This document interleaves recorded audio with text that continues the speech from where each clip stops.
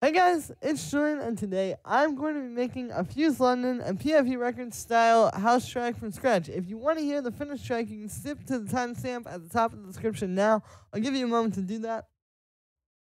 And yeah, so as usual, you get the project file and samples and MIDI and presets. Everything that you just heard is available in the description, and if you're a patron on my Patreon, check there because it's already available and has been since yesterday.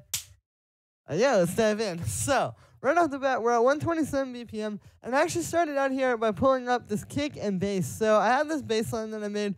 I'll show it to you. I'll pitch it up so you can kind of hear the notes here. Let's turn off this filter.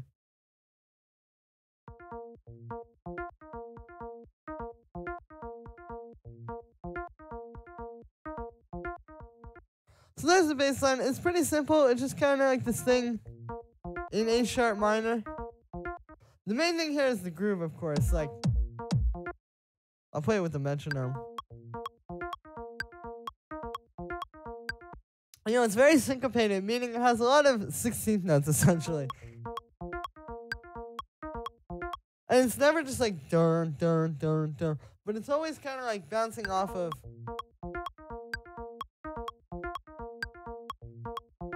bouncing off of the quarter notes like that. So yeah, and then I'll pitch that back down.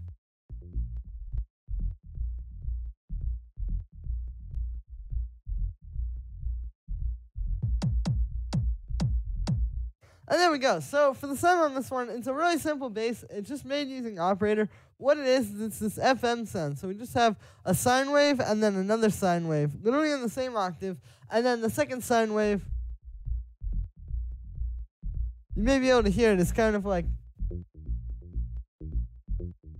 giving it that pluck. And then I have those going into a low pass filter, so it's just the deep line. You know, when I was putting this up against references and stuff, I was finding that a lot of times with these tracks, the bass line is really just the bass. Like, see how on the EQ on the spectrum here, it's only showing like in that range? That's what you want. Like, you literally just want it to be like deep bass like this. But yeah, and then I got that going through a bit of saturation just to kind of fatten it up. And then I have an EQ8 cutting at 100 hertz, making room for the kick as well as boosting the run. And then we just have it sidechained to the kick. So again, very simple. And just really groovy like this. Apologize if the volume is getting louder and quieter as well. But yeah, and then the kick underneath that is just this one. So I just had this fat kind of like 909 style kick, as you can hear, and then I've just brought it in here and we've got it in a simpler. I've shortened it, and then I've also tuned it a little bit. So I had to tune it to get it to work with this bass line. You can see I've got the detune up there as well. So if you look at this on the tuner now, it's right on B flat or A sharp. That's the key we're in. So yeah, it's important to tune your kicks. Like, when I was trying to work with these, I was having a little bit of a hard time getting it to really sound as full and as fat as you would want. And I found that, like, once I got this perfectly in tune, it all locks into place and sounds really smooth like this. And then I'm just getting EQ on that, just cutting a little bit of the highs, because if you listen to the original sample, I'll turn this up a little. You can hear it has a bit of like tss. So I'm just cutting that a little bit because you want this to be more bassy and kind of like warm. And then I've got a drum bass on it, fattening it up. And then it's also got a little bit of boom on there. And I've got that tuned to A sharp. And then we just have another EQ8 just cutting a little bit of mud. With these kind of kicks, I noticed that if you cut like too low, like if you do, usually I'd cut around like 250 hertz. You can hear that actually is cutting out the punch. So if you're going to cut out the mud on this one, it's still important to do, but you got to make sure you're cutting like around there so that it's not getting rid of any of the punch, because a lot of the punch is happening like over 100 hertz with this kind of kick. And then I've also got this to kind of boost to like, and then just another high cut to make it a bit deeper. And then got those in a group, as you would imagine. You know, really the secret to getting these kind of kicks and basses to sound really fat like you hear in these tracks is grouping them together, because it's going to glue it together and it's going to make the line really tight and powerful kind of as one thing. So you can see it's really simple what I have here. I just have a drum bus, just fattening everything up. This is the main thing, gluing it together. Here's without it.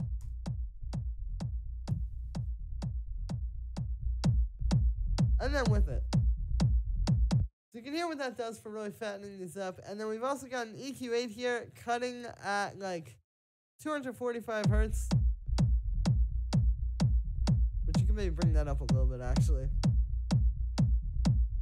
And same deal over here, but those are just cutting out some mud. And then I'm just got a low end boost on both of the EQs here. So yeah, pretty simple stuff, you know, just kind of fattening everything up, making it really strong. But from here, I'm going to go and take this and we're going to duplicate it out and get it to 8 bars. And now I'm going to start building some drums over this. So I've got all these samples here in the sample pack. This is the one that's available in the description if you want all these samples. Like I said, all in the description. And with this style, I like to kind of start small. And what I mean by this is, you know, a lot of times when you hear these tracks, they have a lot going on percussively. You know, it's very much about the rhythm with this style of track. I like to think of it kind of like the bass and the percussion are kind of like the lead, you know. So it can seem kind of daunting a lot of times to set that up, especially when there's so much percussion going on. So to make it easy, I just like to start simple. You know, we just get like open hi-hat on the upbeats.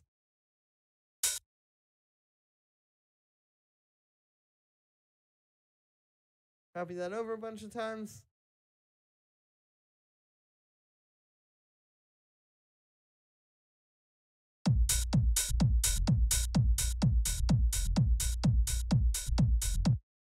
And we'll get the clap as well.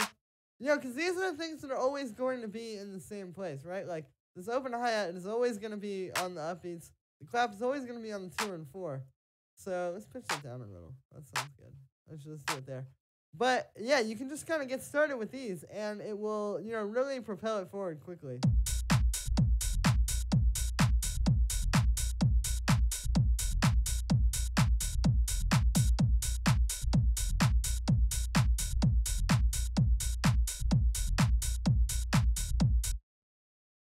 And there we go. Now we have, like, the basic, you know, very minimal, but straightforward groove. And we can set up the percussion bus now. I'll put a bit of drum bus on that. You know, same deal as the kick and bass. You want to group these together. And it'll fatten them up a lot and make it a lot stronger.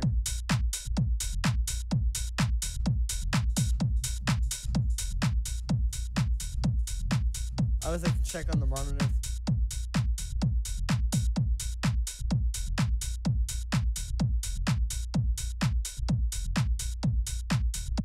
Alright, sounds good. So now that we have this basic stuff in, it's a little bit easier to go and add in all the extra different things. So what I'm going to do is I'm going to make a drum rack. And we are going to just put a bunch of percussion in here. You know, I don't like to just use drum racks. I say this a lot, but I don't like to just use drum racks for like every drum. Like I wouldn't want to have the kick and the hi-hat and the clap in there. But if you just do like your percussions or like kind of, you know, just a few similar sounds in the group like this, there's all the sounds we're working with, it can actually be a pretty effective way of doing it. So let's take this and we'll make a little 4-bar percussion loop. I'll loop that out. And honestly, there's no real rules here. I'm just going to kind of play around and see what I come up with.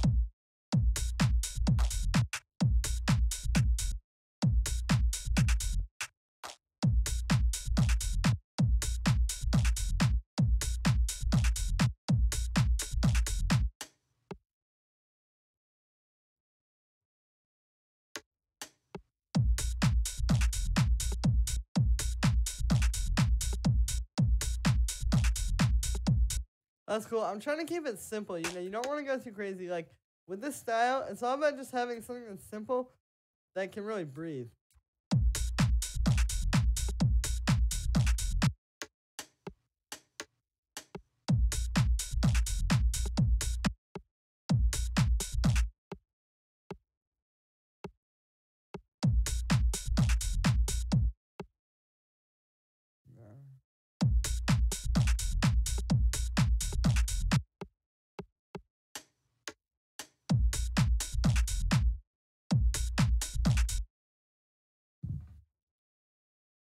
that's cool. Let's shorten this a bit.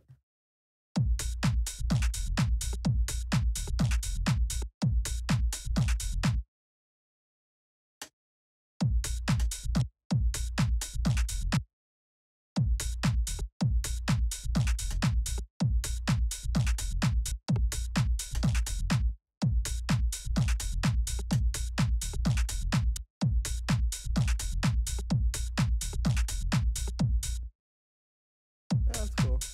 Let's duplicate that over.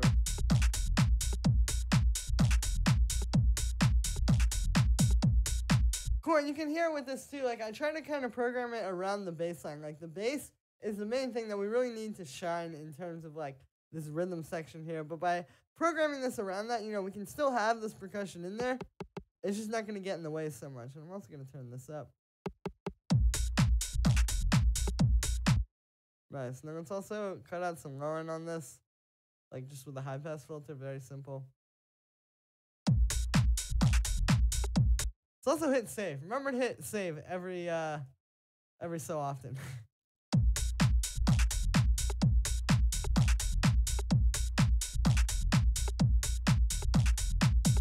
Alright, sounds cool. Now we can start to put some more stuff in. Like I have another hi-hat. I actually have 2 more hi-hats. Let's get this one first.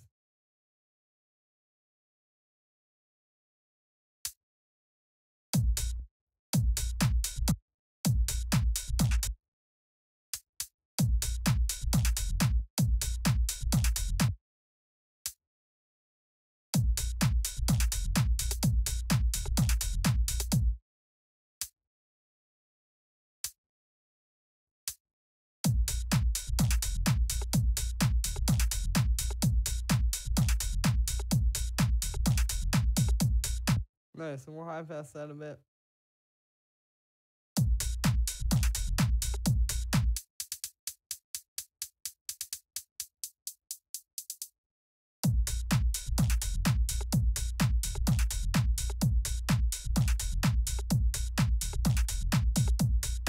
And you can hear what that adds. It's just like a underneath everything. It's simple and it's maybe not something you notice so much, but listen to when I turn it off. And then when I turn it on.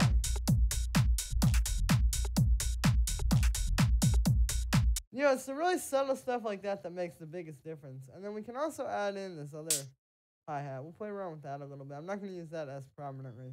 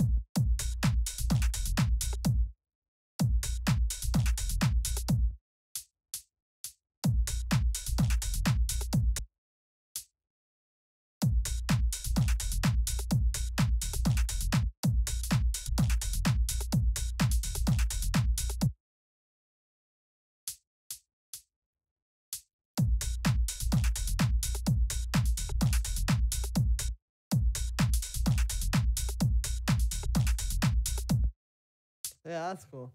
Again, just like keeping it subtle, you know? But every subtle thing adds up. And pretty soon you end up with something pretty busy and exciting like this. Let's boost the high end a little bit on the groove.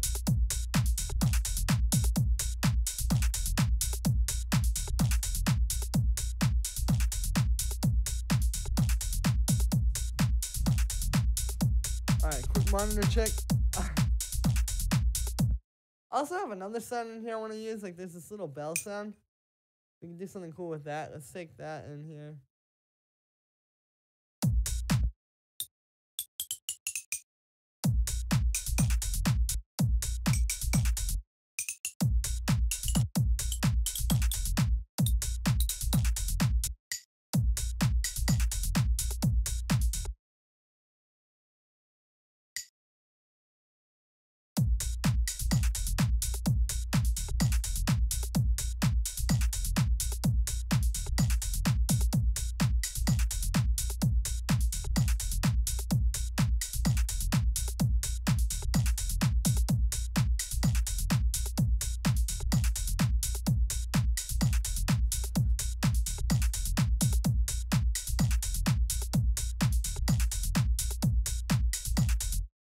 Alright, sounds pretty good. And we'll also high pass that a little bit. I feel like when I work on headphones, I find so many like little low frequencies that I wouldn't hear on the monitors. Like, this is why it's important to use multiple things, because I'm very used to working on monitors. But like I said, sometimes you don't always hear, like, the little bell sample may have some low end in it that you can't hear on the monitors, and vice versa. Maybe there's something you can't hear on the headphones. It's always important to do things on a variety of different systems and not just hear it on one thing. But cool, so now I'm going to bring an operator. We need something kind of like underneath all this, so I'm just going to make some straight 16th notes. Like so. And then what we can do here is I'll switch this to some white noise and shorten the envelope. Let's turn this down because this is going to be loud. And then we can just put this through a bandpass.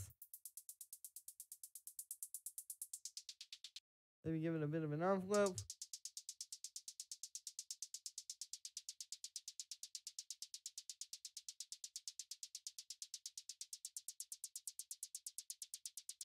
And then I'm going to turn this LFO on, and we're going to turn off the retrigger so it's just constantly moving. And then we'll put it on the filter frequency. And now, we have some motion, and then we just need to kind of like turn the amount down.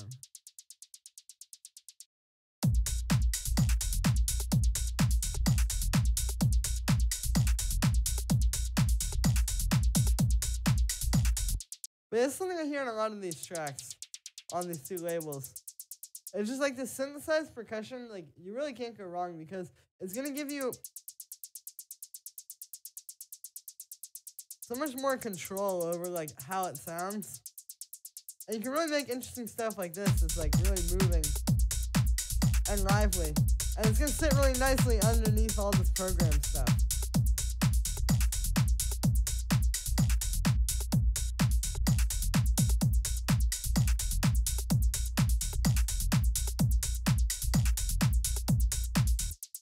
And we can even play around with that a little bit more too. Like, sometimes I'll put a little bit of erosion on it.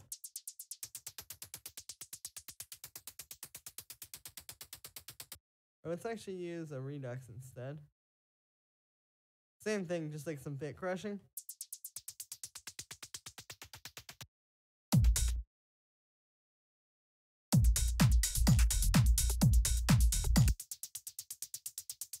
And then we'll also cut out the low end because you can hear that tends to add a bit of low end.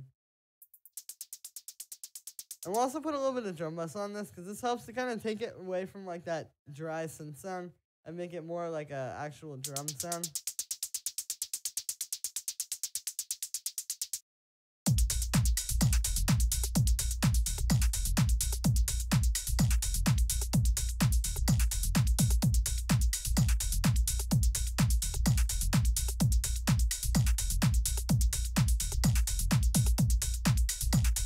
Alright, sounding pretty nice. It's coming together. So I'll just do a little bit more stuff to some of these. Like, I'm gonna saturate the clap a little, make it hit a little harder.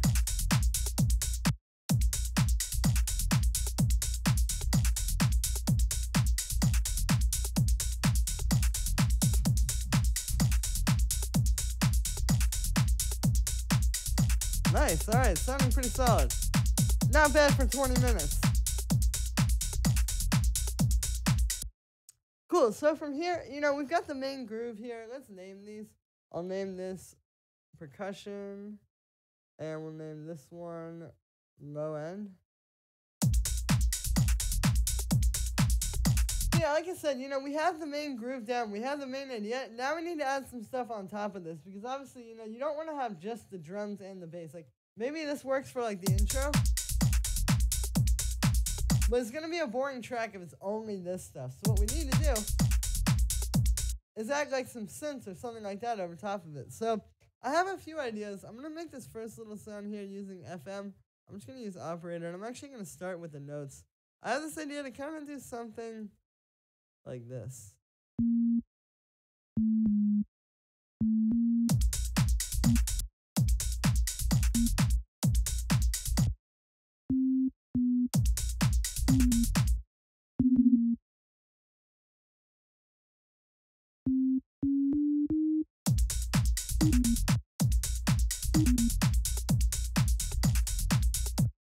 Yeah, just, something like that.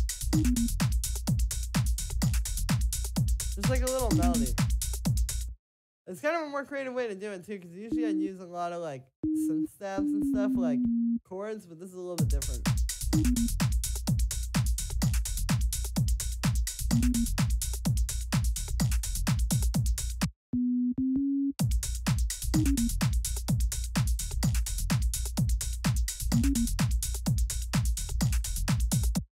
Let's do that, and we can check it with the bass line.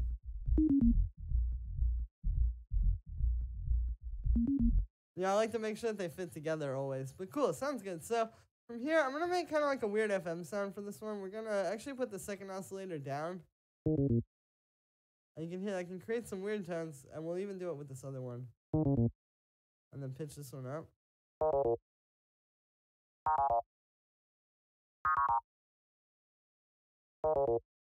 And we're just kind of like creating this like kind of, small little like just extra effect sound almost.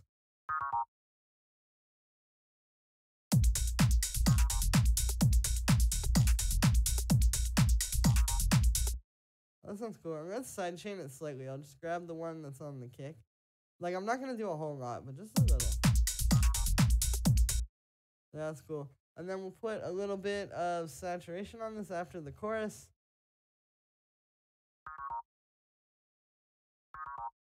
And then let's play with the sound. I'm going to get a bit of a bandpass filter, and we're going to put an envelope on it.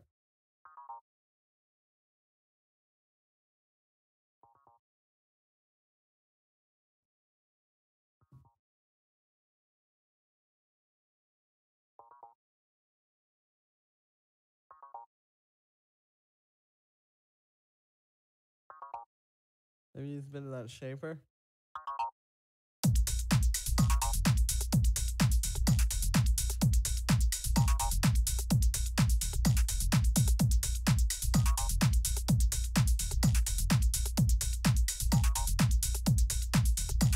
Yeah, that's cool. And then I'm also going to get a bit of echo. And we're not going to do like a long delay, but we're just going to do like a quick little like kind of slapback echo, if you know what that is.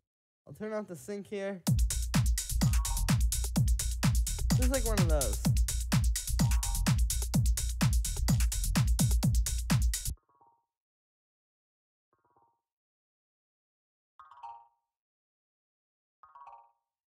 It's hard to nail down the filter frequency exactly where you want it.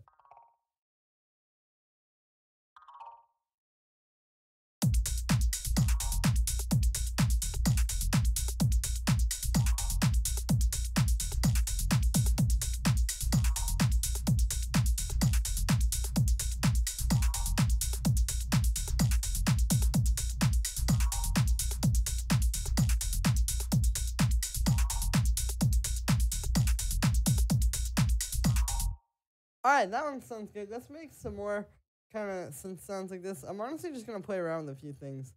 I have some ideas, but let's do another FM synth.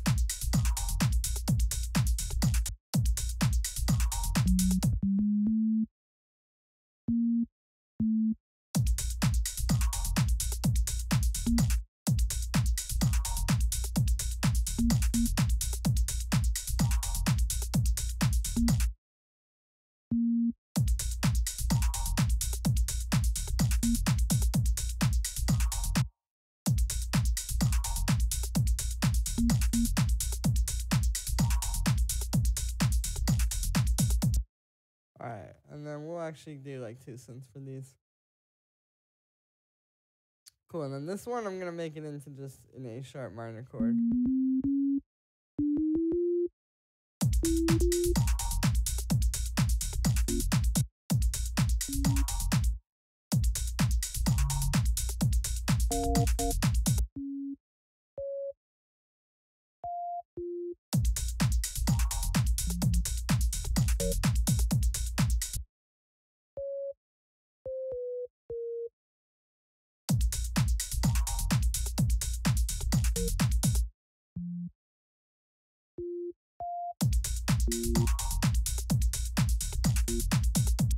Alright, that's cool. So this is actually just going to be A sharp and F, just the root note and the fifth essentially.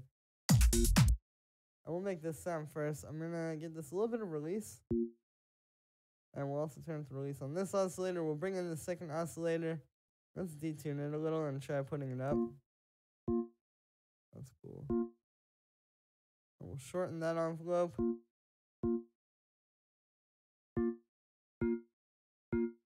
The thing you'll notice here too, with a lot of the sounds, it's like, I'm not just trying to make exactly the sound that I hear in my head. I'm trying to play around with FM. Like, I know that if I do these things, something cool is going to come from it. So I'm just doing that. It's not like, you don't have to always have this like set idea of exactly what you want in your head. Just start playing around and see what comes out.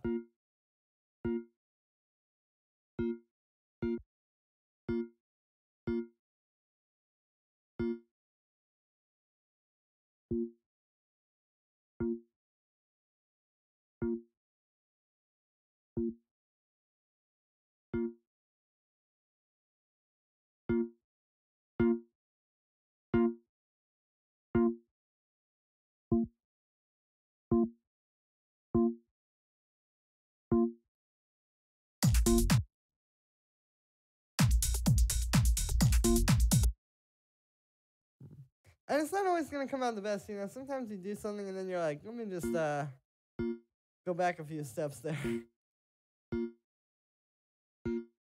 But more often than not, you're going to come up with something cool this way. Let's try turning this up. Alright, that's cool. And then we'll put that through some chorus. The chorus is good on these little synth sounds in this style because it's like you're trying to kind of put it in a different place from the percussion. Like I said, the percussion and bass are really like the lead. So if you have this like too much in that same space, it's not really going to work. But chorus kind of helps to like spread it out, and then it puts it in a different spot. Sonically speaking. Alright, then let's put some drum bass on that.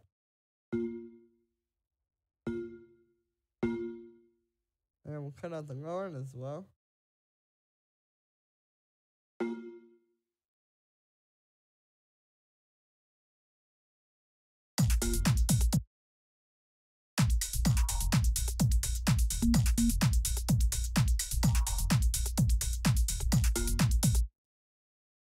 That's cool. Maybe we could even just like move it back.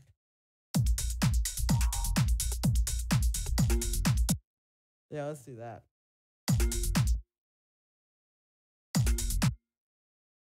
And I'm also going to try putting this at a different octave.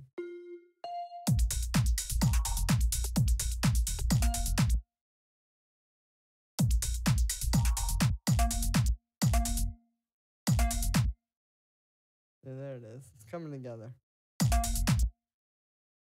See, I like these like more crunchy, distorted sounds because I feel like it has more life to it. There's more nuance there. As opposed to like, you know, if you just get a square wave and just put it through a low pass filter, it's not really gonna have that much like nuance or like detail. But there's so much texture that the distortion is adding. Alright, and then let's get a little bit of FM for this one.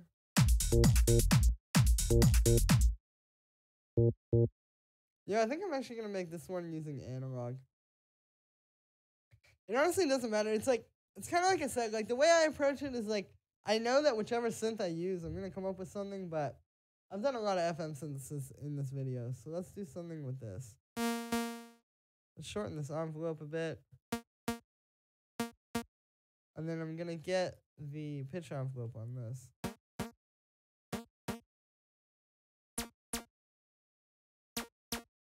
Yeah, let's do that, kind of like a zap sound. It's like the struggle, not really the struggle, but the thing that you're like always trying to do with the style is like, again, makes interesting synth sounds where it's not just like a basic chord stab, but also like it's still gonna take up some space. Like this. Yeah, this is something interesting. This isn't just like the standard kind of chord stab that you hear in every single track. And also for me, I mean, I feel like I've done a lot of chord stabs in my videos recently. Trying to mix it up so you guys don't get bored. Let's put some unison on here. Why not? Sounds cool. Let's also give it some chorus. I won't go as crazy with the chorus on this one though. And we'll also give it some vibrato, and we can turn that rate like way up.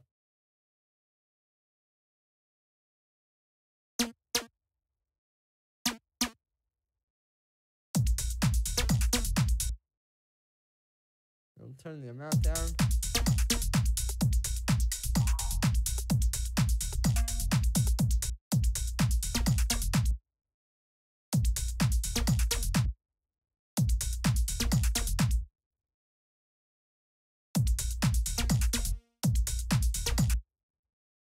Maybe we'll try automating this a little too. Like, we could do a little sustain automation here. So it kind of like rings out.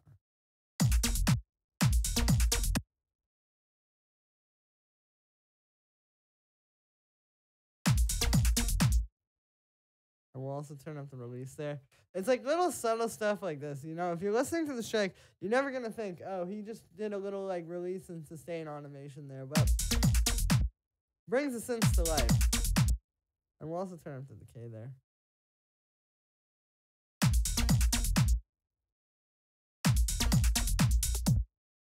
Make the note a little longer. Probably will be a good idea.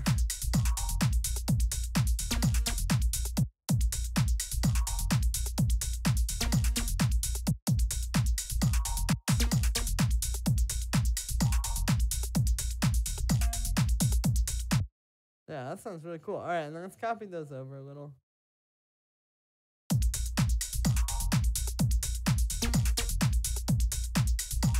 Perfect.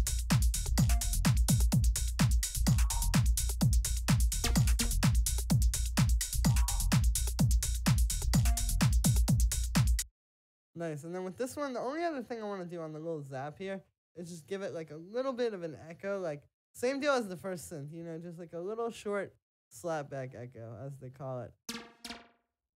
I only know that term because I started playing guitar before I produced, and that's when everybody's like, oh, I want the perfect slapback echo, which really is just like a fast echo.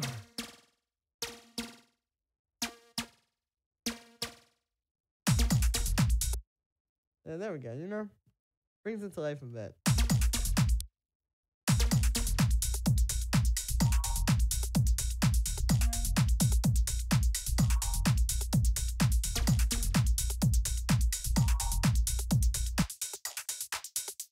Nice. All right, I'm going to work with this percussion a little. And also, this gives me a good opportunity to show you guys a technique called gain staging. So what gain staging is this. See how I have this right now? This whole group is turned down like -16. It's turned down super low. But then if you look down here, it's actually clipping coming out of the EQ. So gain staging is essentially making sure that that's never happening. And we're still going to get the same volume level, but it's going to be a lot cleaner and just a lot smoother sounding. So the way we do this is really simple. You just have to turn it down and just look at this like coming out of everything. Like we turn this down. There we go, it's not clipping, and now we can turn this up. And we get the same volume, it's just a little smoother now.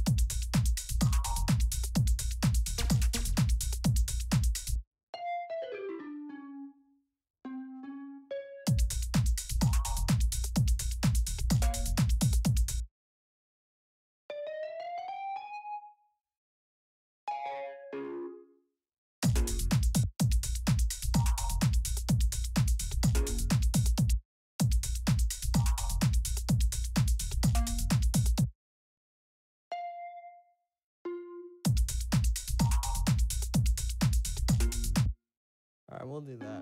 Just kind of like perfecting this here.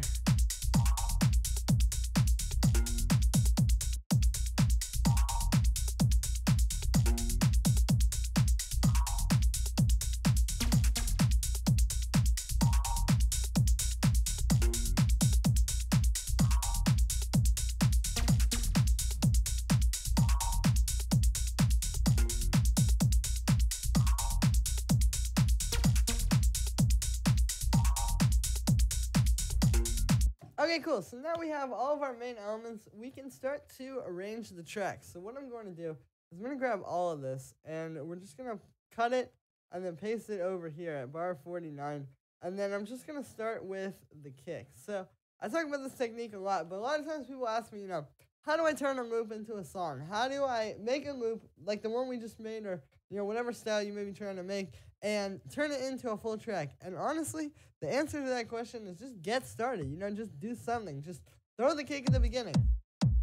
There we go. We already have the start of the arrangement. And then from there, you just kind of like get creative with it. Like maybe you want to bring in this. And maybe we could also have the open hi-hat, but it'll be shorter. Like we'll do a sustain automation. So it'll be like that, and then we can also do a little decay automation.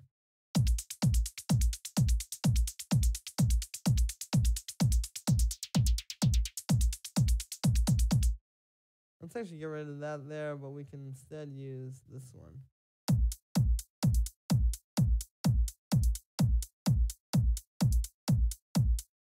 And we'll also get the clap.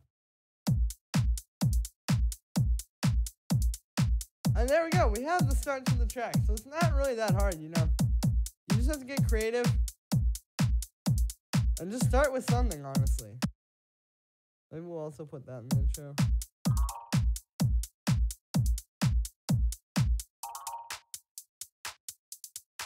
Yeah, we'll start with that.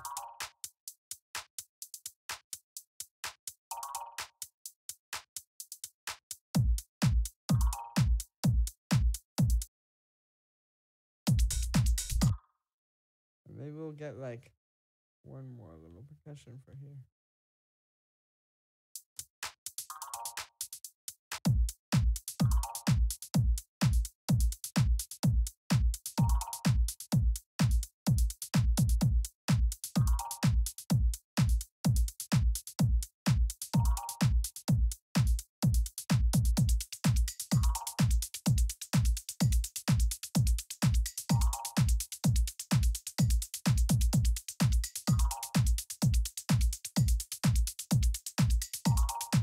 And then I'll take the bass line, but we won't use all the notes.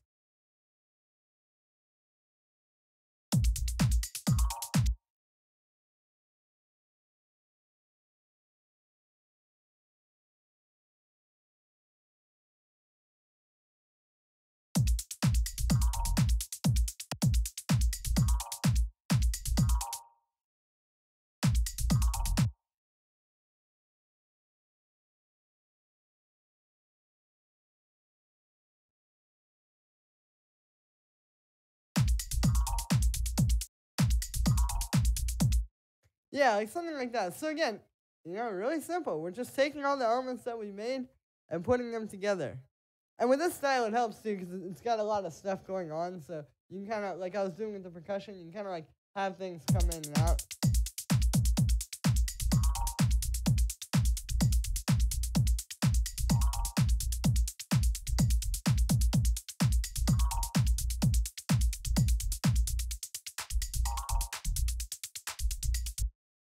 Alright, then we'll have the same stuff, but this time the open hi-hat is going to come in all the way here.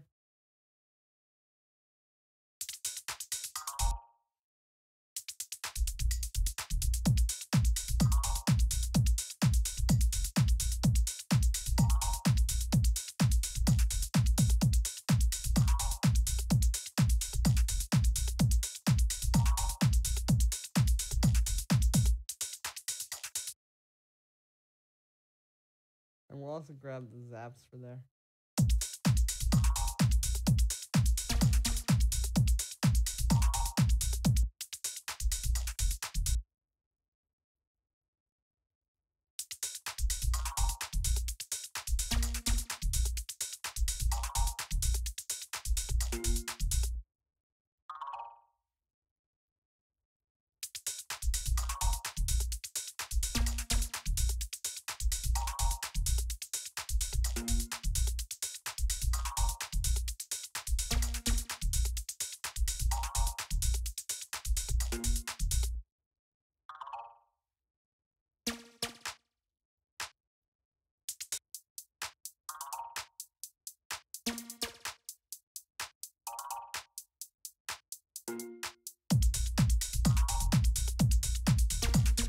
Alright, cool. And then I'll do a little cutout there.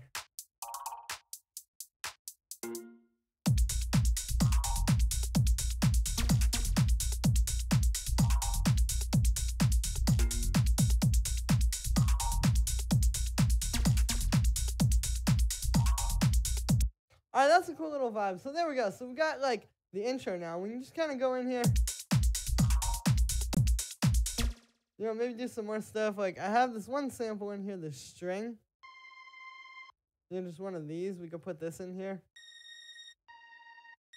I'll make this a loop, so we'll just turn on the loop here inside the simpler. And then if you turn down the length and turn up the start time, we can turn up this fade. And now,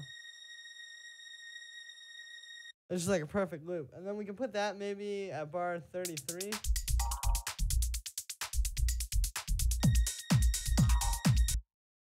Kind of like coming in.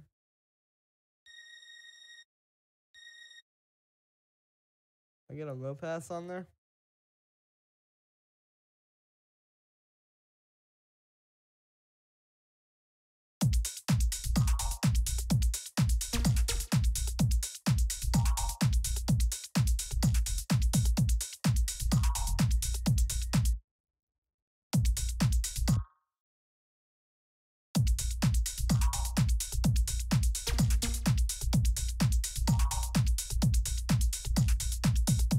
Yeah, let's do that.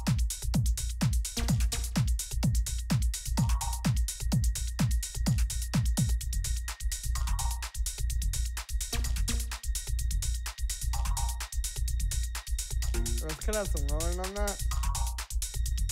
For the high pass. And I'll also make the automation on the low pass going down here.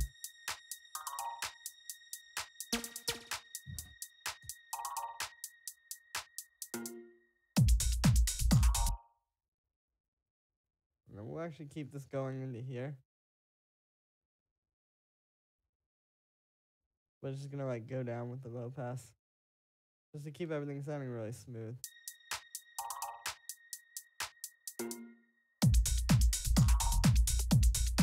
Yeah, there we go. Woo!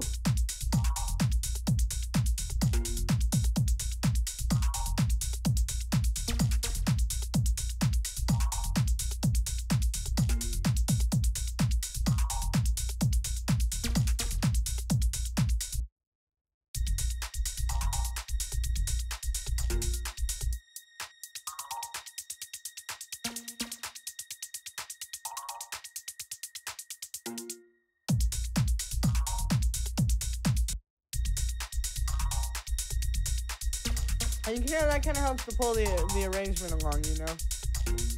Now, the next thing I'm going to add on top of that string is we're going to get an auto pan, and I'm going to do like this. I have mine set like this by default. Basically, what we're doing is it's kind of like that fake sidechain thing that I do in a lot of the videos. Here, I was like pulsing like that.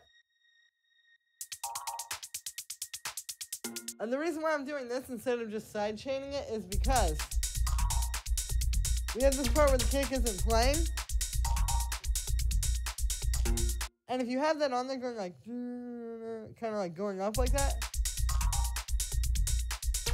it keeps the groove going. It kind of makes your head bob some more. I'm also going to put some chorus on that. And a little bit of saturation even. Saturation, you know, even on a song like this, you still want it to be as fat and as big as possible. Maybe not like fat, but you want it to be full. And so the saturation is just going to do that, as you can hear.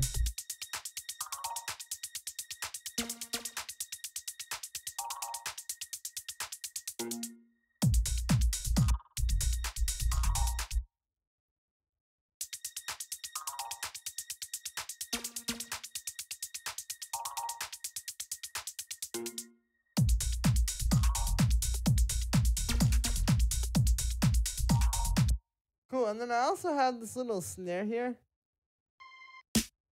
Where's it at? Let's go to this one. There we go. I'm going to use this in here to kind of like bring this through to the next part of it.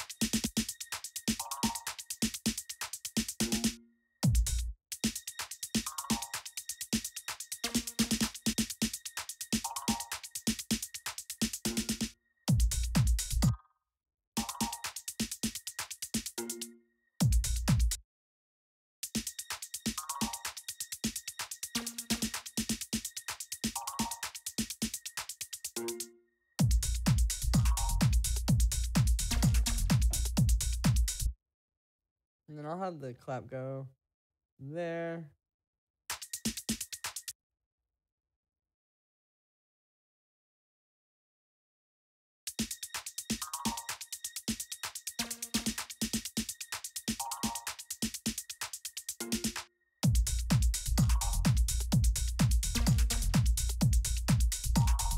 There we go. And then the one other thing I'm going to do in that transition is I'm going to put a reverb actually on the whole percussion group.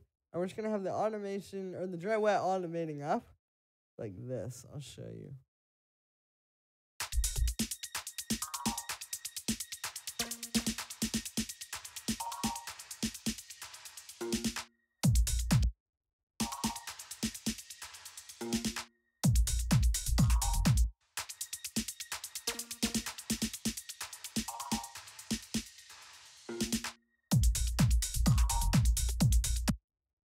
We could have a little reverb on the clap there.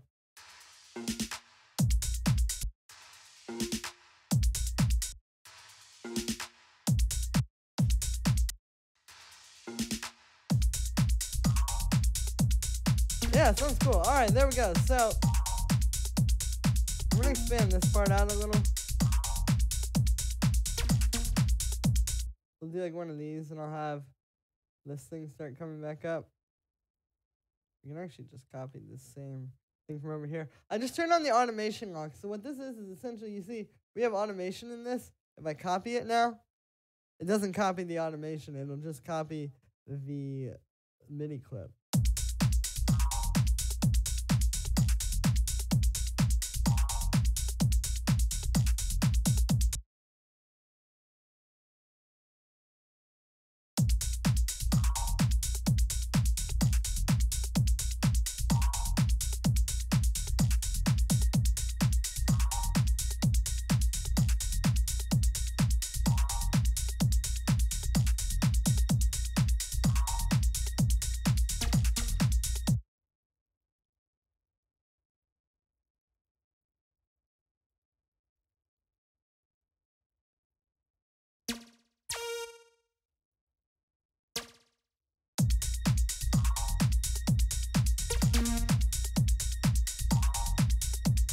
Alright, changing that up a little bit there.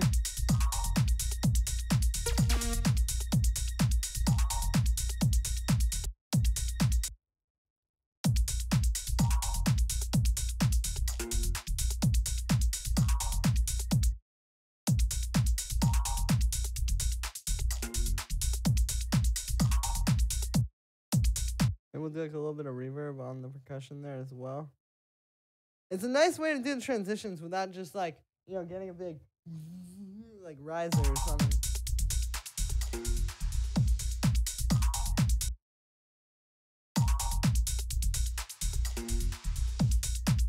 And you just have it quickly.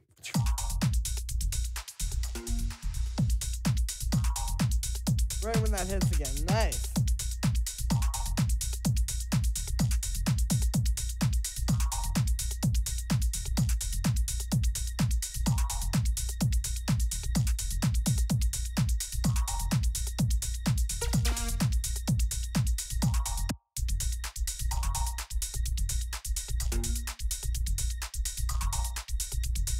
Alright, sounding pretty good. So at this stage, I'm going to take a moment and actually just mix it a little bit with my monitors, and then I'll come back and explain what I did.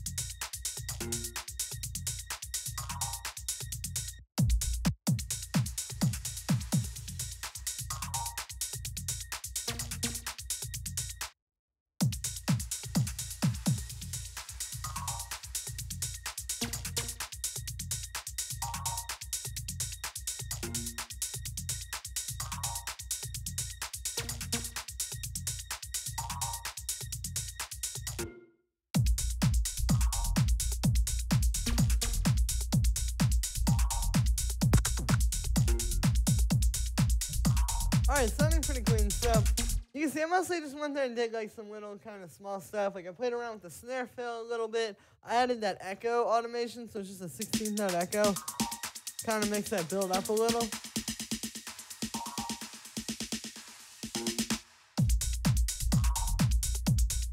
I also added this thing. It's just like a high pass that comes on the kick and bass group to make this a little bit less jarring in the transition there. And I added some more reverb automation. Simple stuff. But now the last step here, before we master this, is I'm going to take all of this and we're going to turn it down a little.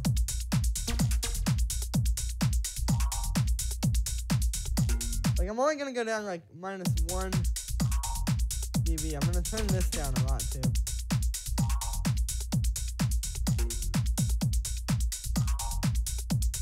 But there we go. So we usually want the master to be hitting about like between -5 and -6 when you're about to master. So this is perfect.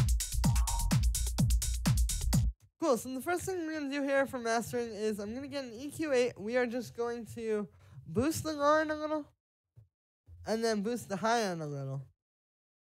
And then we're going to cut the low mid-range. And just like I was saying before, we don't want to get in the way of the kicks, so I'm going to cut it at about 350 hertz. Let's also turn this down a little. Cool, so here's before this. And then after.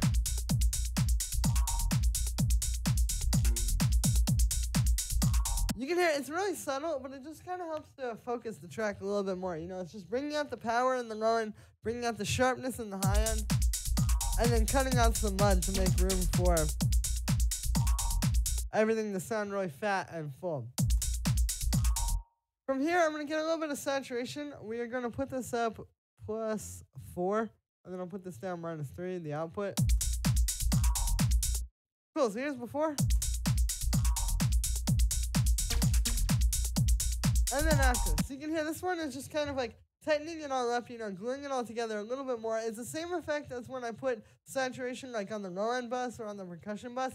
Anytime you saturate multiple things at once like this, you can hear it's just going to glue them all together and make them all feel closer together. It's the same effect as this. Like, if I turn this down, I just turn this way up.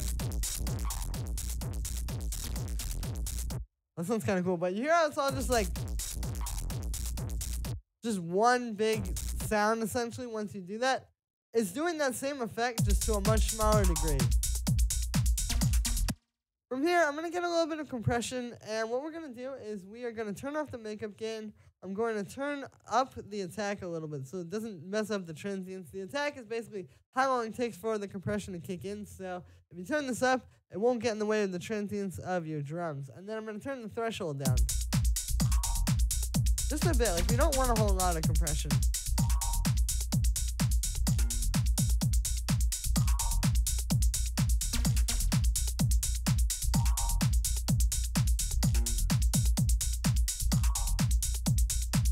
Cool, so here's before.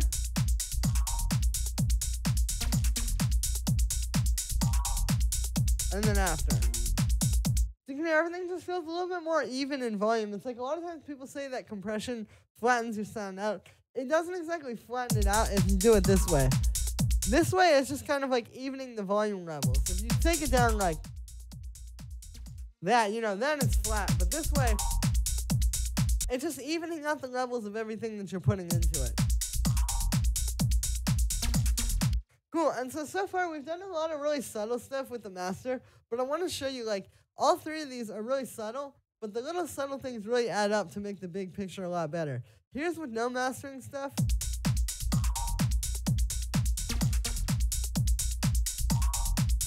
And then with everything. Hear how much more full and professional and tight this sounds?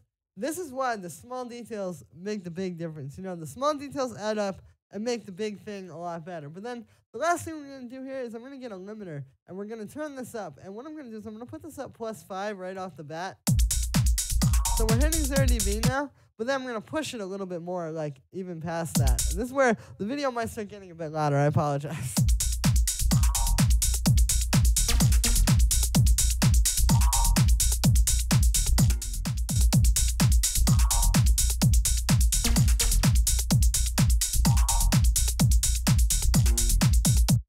And cool, there we go. So the key with the limiter is to not just turn it up until you're hitting 0 dB. All this limiter is doing here is not doing any actual like limiting. Technically it is once we turn it up, but it's not like, you can see we're not clipping. It's not like we're using this just to get the clipping out of the way. We're using this for a gain boost. We're using this to turn the volume up until it hits 0 dB. And then it catches it in case it goes over. Because you can hear, like, if I get a utility here and just turn it up +5.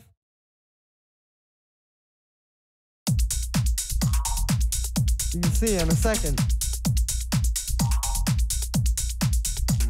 See, it'll like clip every now and then like that. But with the limiter, it keeps it from doing that. And then what we do is once we get it to that point, like I said, 5 dB, where it's hitting 0, we push it even harder.